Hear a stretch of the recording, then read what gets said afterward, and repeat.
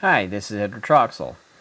We're finally going to finish up this series of tutorials on finding and removing duplicate frames, and this will be the last one in which we actually go through and remove all of the gaps that we have left after removing all of the sections from the previous tutorial. So let's see how we're going to do that. Here we are back up in the main section with our 2 for eaches, where we go through all of the tracks and then we go through all of the events. And then if the event is selected and it is the correct one to look at, then we go through and find the regions of duplicate frames and then remove those sections. This routine right here does all of that checking, which we looked at in the previous tutorial. Now, once we have all the regions removed, we want to remove the gaps. So after this for each loop, we're going to add this remove gaps, and we're going to pass it the track that we just looked at right here. Here's our remove gaps routine. Notice we are passing it the track that we want to look at. Now I've created me a couple of variables here. The first one is the first selected event has been found. So I just called it first selected found, and I set it to false because it has not been found yet. And then I set me a time code variable, which I called current end, and I just created a new time code of 0. Now we're going to go through each event in that track.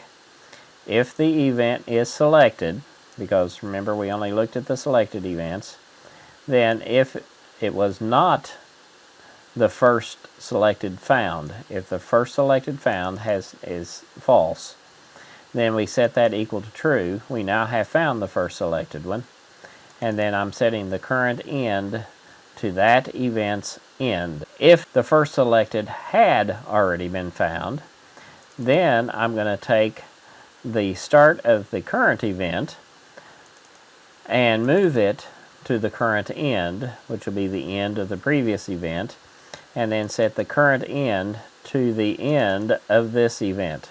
As it goes along, each one will be scooted over to the end of the previous event. So let's see how this works. Here we have our 2 events again on the timeline, and now let's run the script.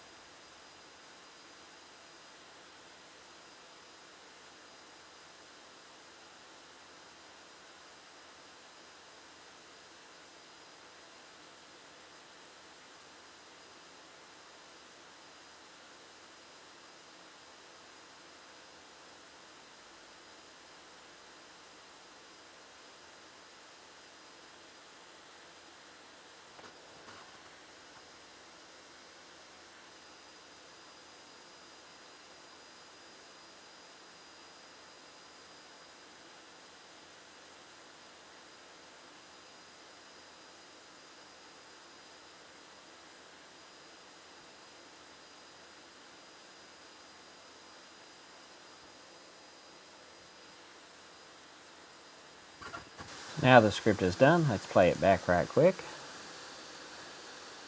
And you can see everywhere where there were still images or duplicated frames has been removed. So in conclusion, we can definitely do this using just Vegas scripting and just .NET code.